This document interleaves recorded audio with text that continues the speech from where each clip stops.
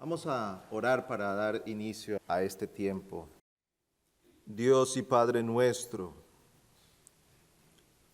Señor, Creador de todas las cosas, que manifiestas tu poder y sabiduría en todo lo que has hecho, y que diriges los pasos de tu pueblo con bondad y paciencia paterna.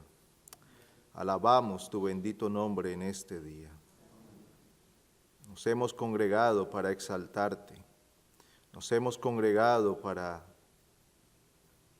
rendir a ti el tributo que te pertenece, porque solo tú eres Dios. Y nos hemos congregado también para meditar en tu palabra y para dar gracias por aquellos dones que tú has dado a tu iglesia y que son de gran bendición y de mucha edificación para nosotros. Ayúdanos a meditar en estas cosas con un corazón humilde y a traer lo que es conforme a tu palabra a nuestras mentes y conciencias. Oramos en el nombre de Cristo. Amén.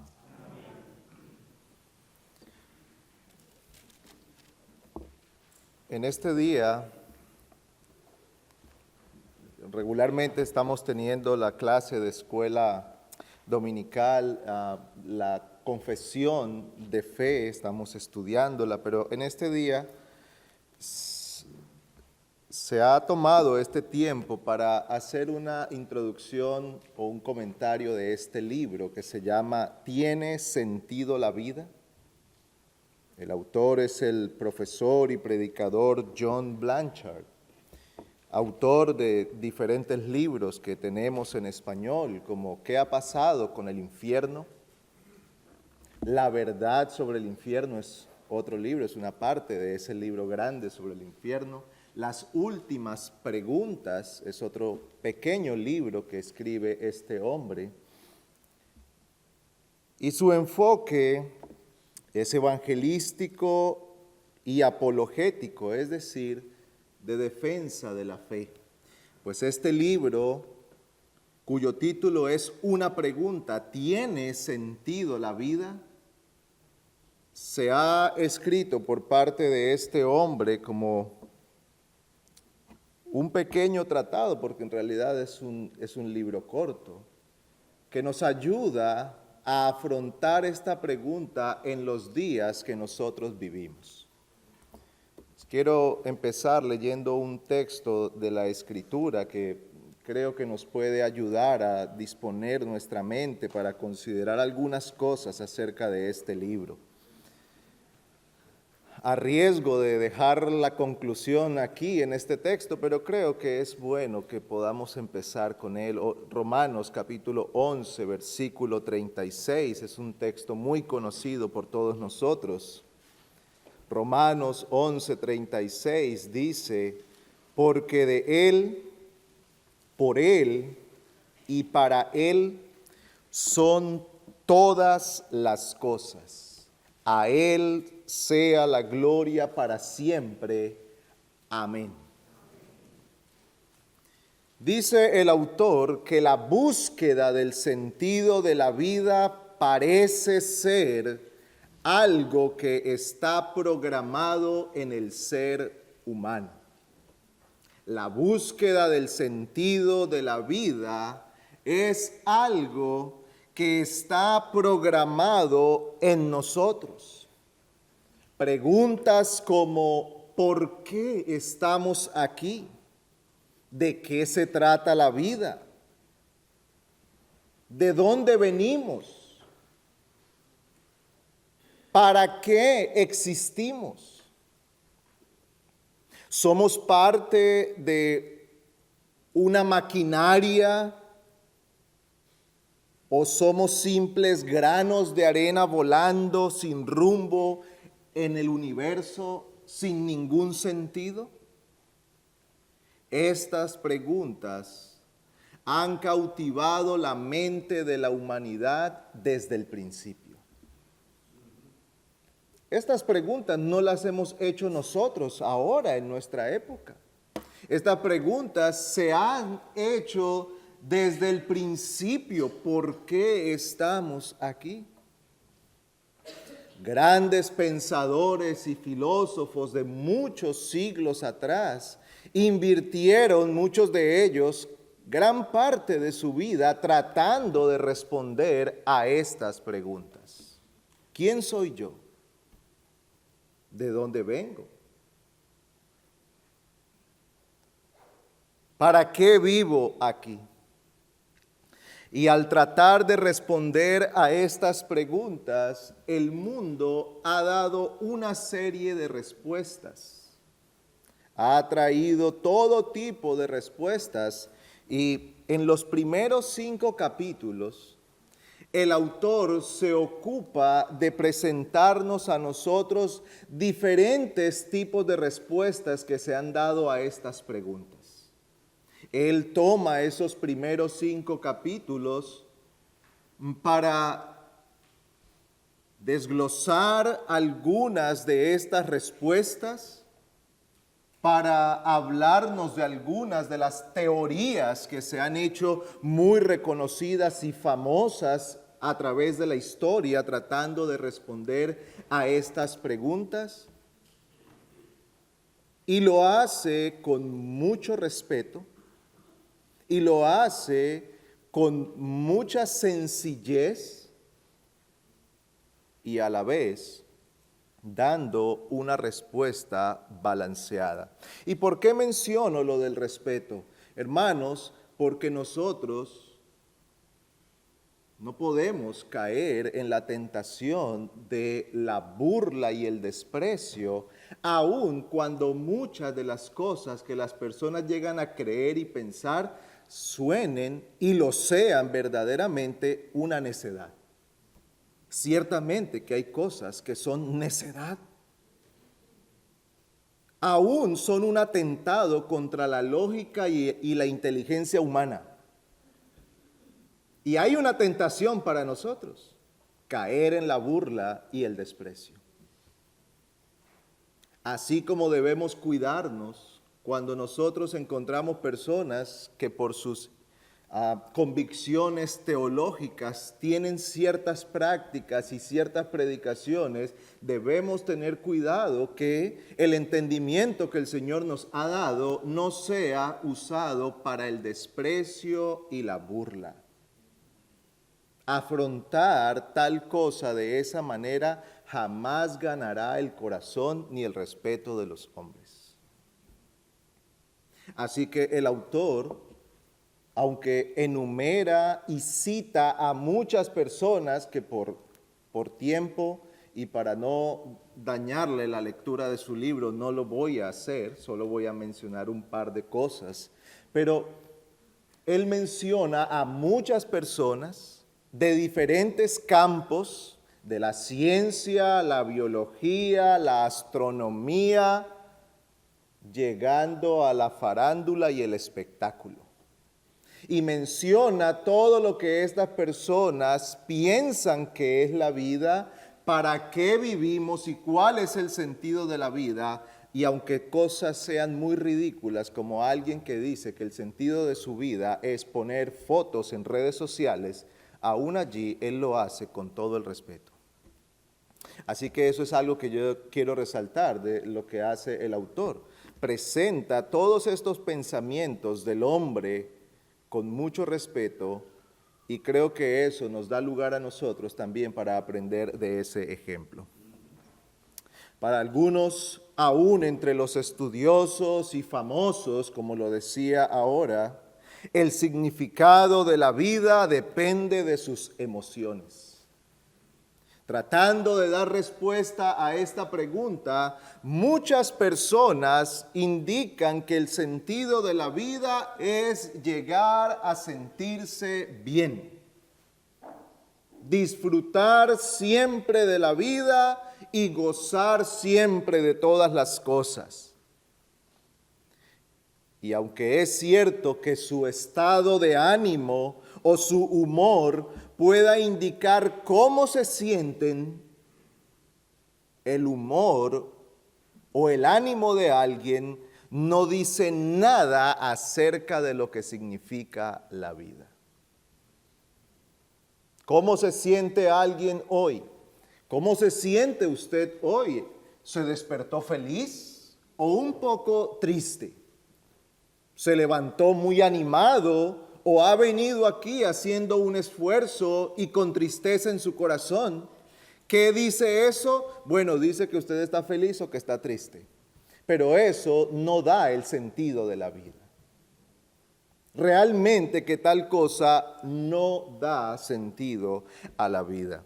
Como hemos dicho en los primeros 5 capítulos, el autor recopila diferentes opiniones. Y aquí se mencionan, y creo que es justo que se mencionen, científicos, cineastas, músicos, celebridades y todo tipo de personas de renombre por una razón. Porque nuestra tendencia es a idealizar a aquellas personas. Siempre tenemos la tendencia a pensar que estas personas, al haber alcanzado ciertos logros y sobresalir en ciertos campos de la vida, ellos verdaderamente han alcanzado el sentido de la vida. Esa es nuestra tendencia. Nuestra tendencia es a idealizar la vida de las personas. Nuestra tendencia es a idealizar a alguien que ha obtenido un logro. Y especialmente en nuestros días tenemos una gran tendencia a idealizar a los famosos, a los reconocidos, a los que son alguien viral, como se dice en redes sociales. Lo idealizamos porque presenta una vida perfecta, nos presenta el mejor ángulo, la mejor cara, siempre el viaje soñado, la comida soñada, el paisaje en la foto soñado.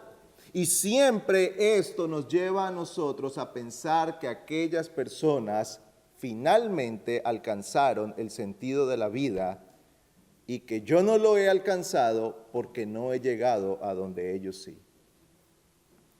Así que parte de lo que el autor hace es presentar muchas de las cosas que estas personas dicen. No es una simple acusación. El autor no simplemente dice, oh sí, los famosos nos dicen que están felices, pero ellos están tristes. No, él toma palabras, frases, él toma lo que ellos mismos han dicho para dar a conocer que aunque han ganado el mundo, su alma sigue vacía y sin sentido. Y esto viene por causa de haber dejado de lado a Dios. Por ejemplo, un biólogo europeo dice lo siguiente: la religión ya no es una candidata seria en el campo de la explicación. Está completamente superada por la ciencia. Al hacer este hombre esta afirmación, está descartando por completo a Dios y dejar a Dios fuera del intento por conocer la naturaleza, el hombre y su vida, su origen y su sentido. El tal es una desviación completa y, por cierto, esto no es verdadera ciencia. Una y otra vez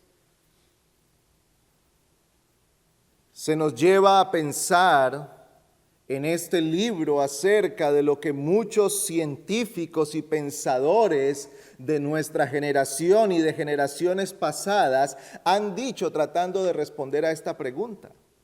Y pareciera entonces que como cristianos amamos la ignorancia porque aborrecemos la ciencia. Pero tal cosa no es cierta. La verdadera ciencia parte de Dios. El punto de partida de la verdadera ciencia es Dios. Si entendemos la ciencia como el conocimiento en base a la investigación y la observación, alguien se dedica a observar el comportamiento de cierta criatura.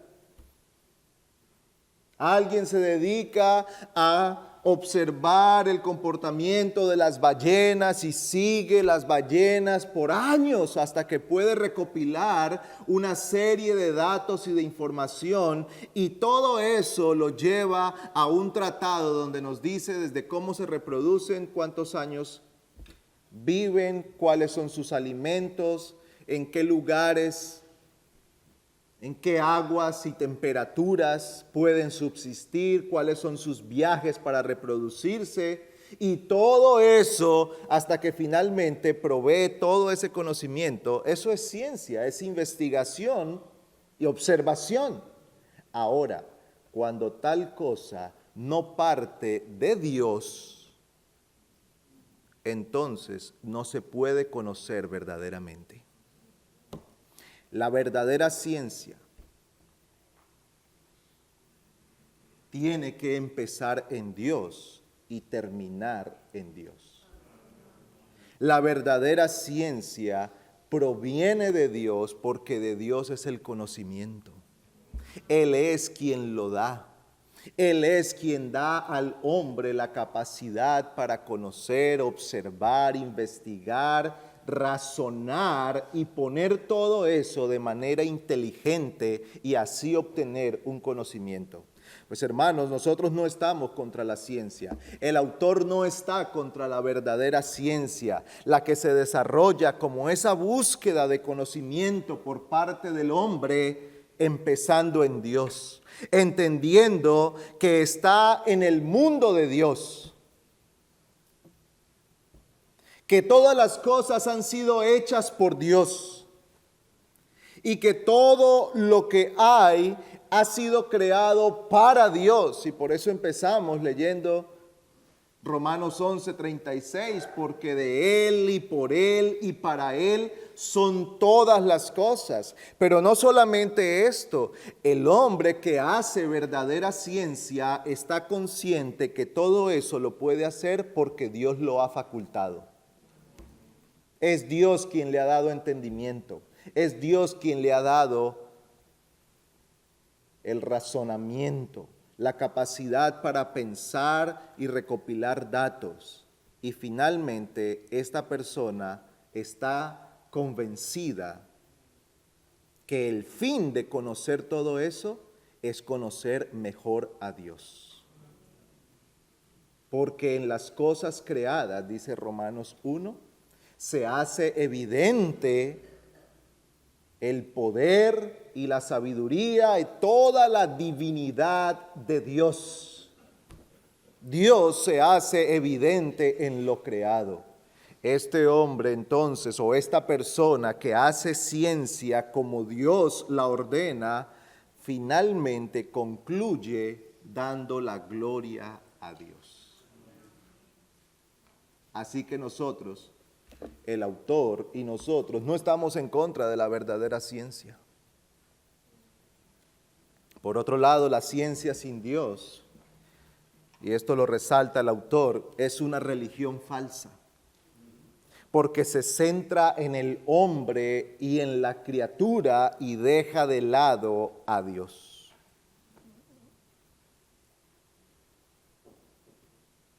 La ciencia sin Dios no es ciencia, es una religión. Es una religión que ha convencido a los hombres con cosas para las que se necesita mucha fe para poderlas creer. Uno de los argumentos usados más comunes en nuestros días es: si no me lo muestra la ciencia y si no me lo prueba la ciencia, no lo creo. Pero si usted toma el tiempo para conversar con esa persona, lo que él cree No se lo ha demostrado la ciencia. Porque no se puede comprobar. Porque todos son postulados, teorías. En base a nuestros cálculos creemos, pensamos, imaginamos, suponemos, y todo se enfoca en eso, y para poder creer tal cosa se necesita fe. Es una religión. Es una religión. Tal religión de la mal llamada ciencia no puede responder a preguntas como ¿por qué somos personas y no objetos? ¿Ha pensado usted eso? ¿Que usted no es un objeto sino una persona? ¿Sabe? La ciencia no puede dar respuesta a tal cosa. O la mal llamada ciencia. Otra pregunta, ¿por qué la mente existe y funciona como lo hace? Dijo un científico, desconcertado por cierto, la ciencia puede investigar todos los aspectos físicos del cerebro, pero sigue habiendo algo sobre la mente a lo que no puede llegar. La ciencia puede tomar un cerebro y diseccionarlo en pequeñas partes y decirnos muchas cosas acerca de aquel órgano, pero no puede decirnos a nosotros nada de la mente. ¿Cómo produce los pensamientos? ¿Por qué usted y yo podemos pensar? ¿Por qué usted ahora está razonando lo que está escuchando? ¿Por qué en su mente está diciendo sí, es verdad? O tal vez hay alguien diciendo eso no es cierto. Pero sea que lo esté afirmando o que lo esté negando, está haciendo un proceso que nosotros llamamos pensar, que es tomar los datos y la información que se recibe y procesarla para llegar a una conclusión. Tal cosa, a los ojos del materialismo y el humanismo de nuestros días, es un misterio. Nosotros sabemos que tal cosa se da porque el hombre ha sido creado a imagen y semejanza de Dios. La ciencia sin Dios es incapaz de explicar los principios éticos. Todos estamos preocupados por la verdad, la virtud, la justicia y la bondad. Tal vez no todos pensamos cómo eso se debería aplicar, y no todos en el mundo creemos de dónde proviene tal cosa, pero todos tenemos una preocupación por la verdad, por la virtud, por la justicia y por la bondad. Aún el ateo, cuando ocurre algo, dice, eso no es justo.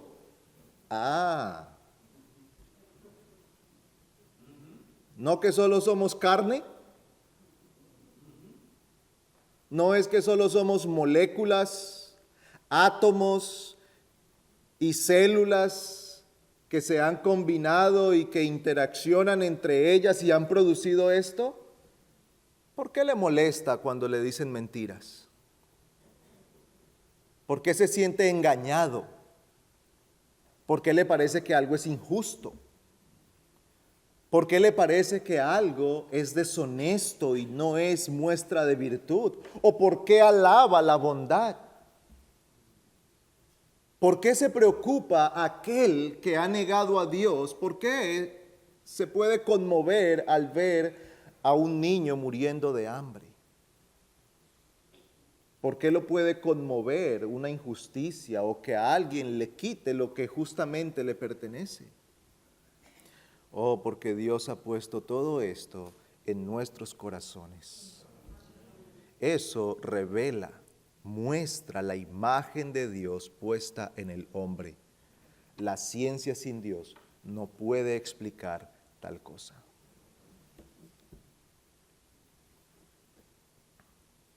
capítulo 4 y el capítulo 5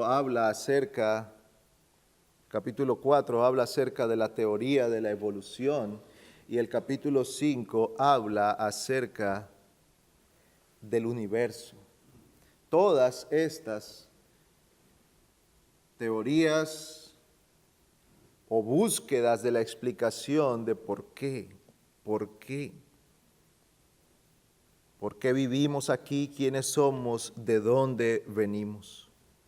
Estos primeros capítulos nos muestran a nosotros que las conclusiones a las que han llegado todas estas personas que han dejado de lado a Dios manifiestan claramente lo que la Escritura dice en Romanos capítulo 1. Romanos capítulo 1, versículo 18 dice: porque la ira de Dios se revela desde el cielo contra toda impiedad e injusticia de los hombres, que con injusticia restringen la verdad. Porque lo que se conoce acerca de Dios es evidente dentro de ellos, pues Dios se lo hizo evidente. Porque desde la creación del mundo, los atributos de Dios, su eterno poder y divinidad o deidad, se han visto con toda claridad, siendo entendidos por medio de lo creado, de manera que no tienen excusa.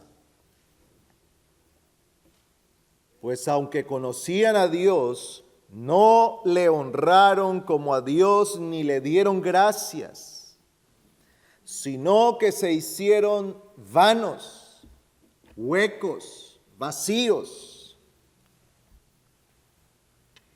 sino que se hicieron vanos en sus razonamientos y su necio corazón fue entenebrecido.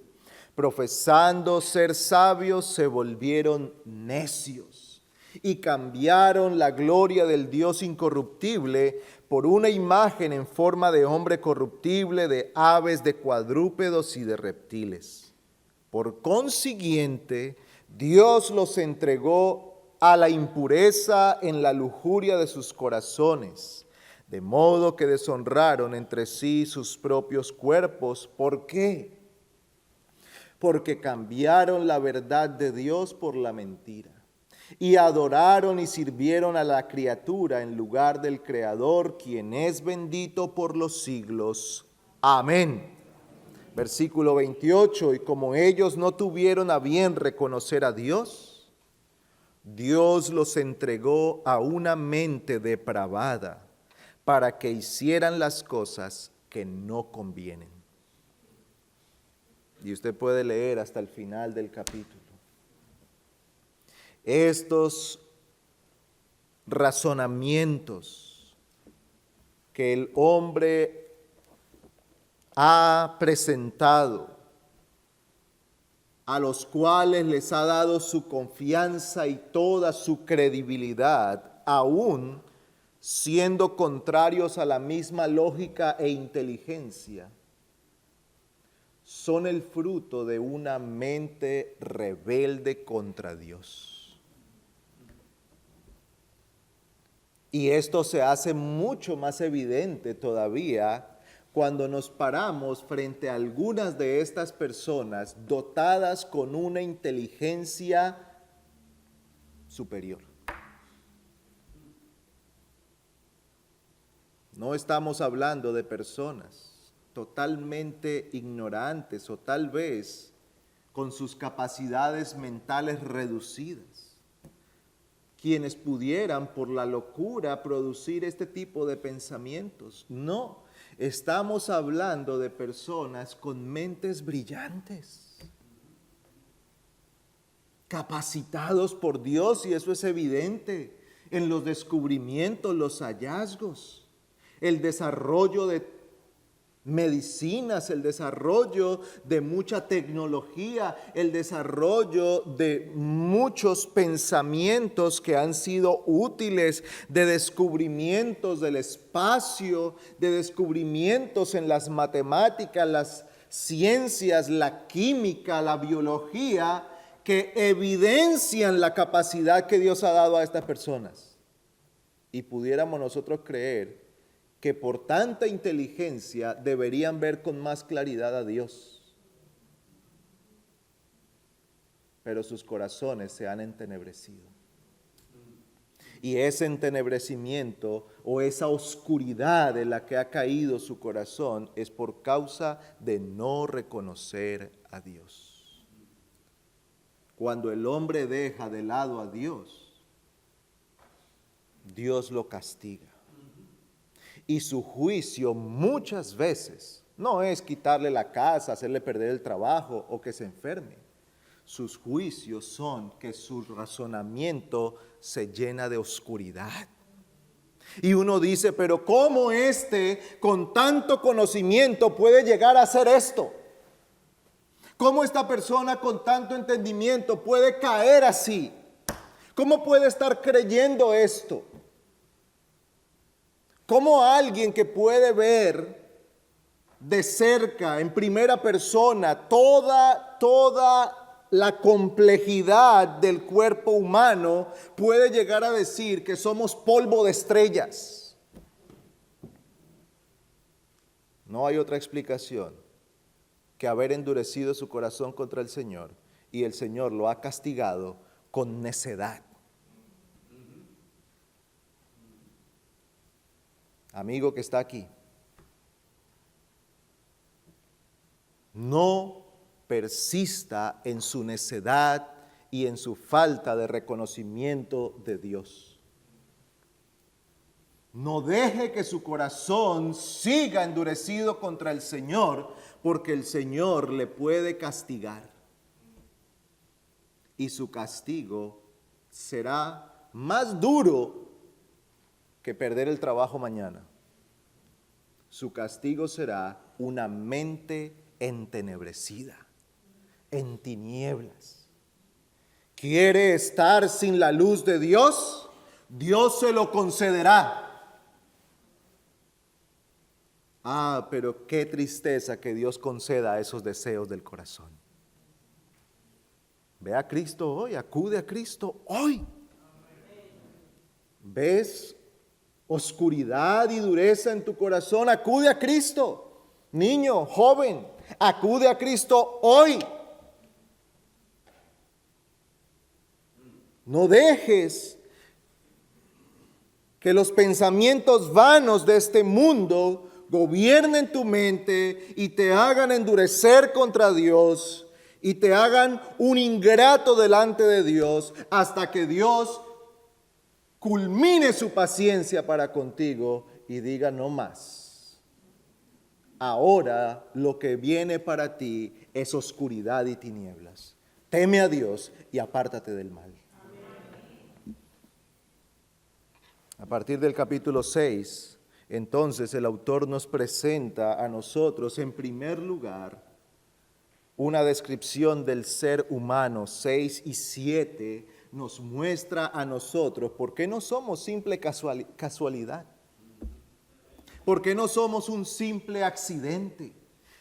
Cosas en nuestro cuerpo, en nuestra mente, en nuestra persona, en la constitución de todo nuestro ser, siendo el hombre cuerpo y alma, cómo reflejan la mano sabia de Dios. Y cómo esto manifiesta la obra de Dios como criaturas que han sido hechas a la imagen de Dios. El capítulo 8 paradójicamente nos lleva a enfrentarnos al tema de la muerte. Porque usted y yo no podremos considerar correctamente el sentido de la vida si no pensamos en la muerte. No importa cuánto tratemos de ignorarla, ella siempre viene. No importa si usted y yo prohibimos la palabra muerte en nuestra casa y la eliminamos de nuestro vocabulario, ella tarde o temprano va a llegar. Tarde o temprano nuestra casa es visitada por la muerte. tarde o temprano llega el día del que la Biblia dice que está establecido para el hombre que muera una sola vez y entonces el juicio. Parte de hallar sentido a la vida es entender correctamente la muerte. ¿Qué es la muerte?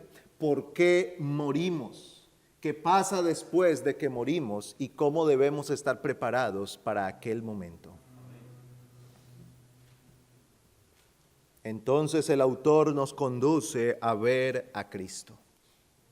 Y nos enseña primeramente cómo Cristo, siendo hombre, entendió correctamente y cumplió a cabalidad el propósito de su vida.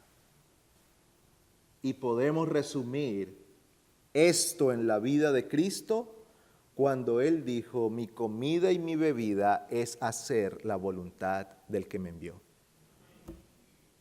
El Señor entendió que Él había venido para cumplir un propósito, que había sido encomendado con una misión y se entregó 24/7 a cumplir su misión, hasta que pudo decir delante del Padre: he acabado la obra que me diste que hiciera.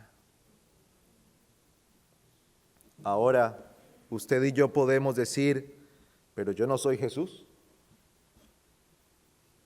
ni he venido para cumplir la misma misión de Jesús. Oh, pero el ejemplo de Él nos enseña a nosotros la disposición del corazón que debemos tener para conocer cuál es la voluntad de Dios para nosotros.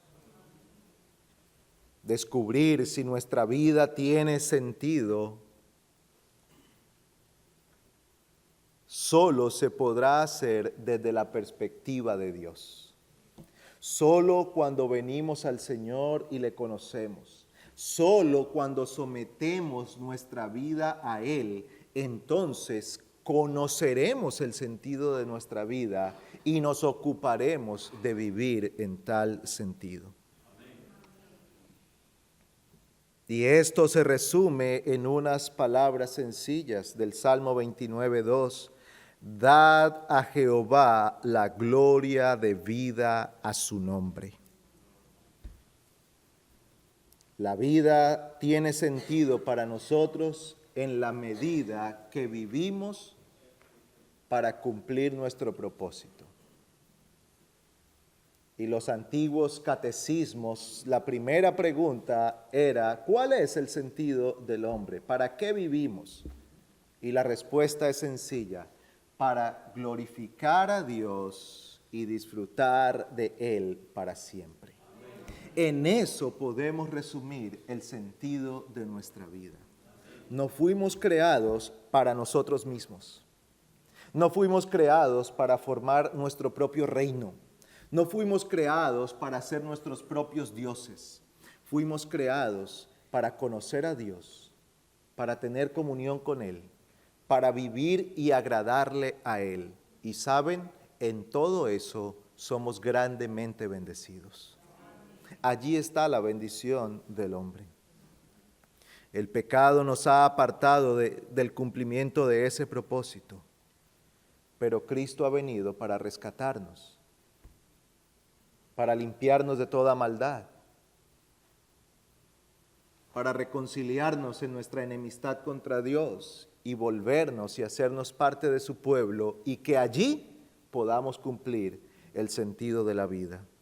Amigo, cuando te reconcilias con Dios y tienes un nuevo entendimiento de quién es Él y quién eres tú a la luz de la verdad, y cuál es la voluntad de Dios para tu vida, conociéndola en la Escritura, entonces encontrarás el sentido de la vida. Allí lo encontrarás. Ven a Cristo. Arrepiéntete de tus pecados, confiesa tu maldad y acude al Salvador. ¿Piensas hoy que no tiene sentido tu vida? Seguramente no lo tendrá mientras sigas viviendo para ti, para hacer tu propio reino, para vivir en tu propia voluntad. Pero cuando acudas a Cristo y halles el perdón que hay en Él, entonces podrás someter tu vida a la voluntad de Dios y allí, en plena libertad, gozarás de hacer todo lo que Dios ha hecho para ti y hallarás el verdadero sentido de la vida. Vamos a orar. Oh Dios, te damos gracias porque tú nos hiciste para tener comunión contigo y ese es un privilegio que nos has concedido como humanos, darnos esta bendición de conocerte y de ser conocidos por ti. Señor, da gracia a quienes están con nosotros que no te conocen. Mira cómo divagan en este mundo sin hallar sentido a su vida. Abre su entendimiento para que Cristo resplandezca con su luz en sus corazones. Padre, imploramos que nosotros nos ocupemos cada día de conocerte más, de conocer tu voluntad y someternos a ti. Oramos en el glorioso nombre de Cristo, pidiendo tu bendición para nosotros en el resto de este día, pero sobre todo, rogando que tu nombre sea exaltado en medio nuestro. En Cristo, nuestro Salvador. Amén.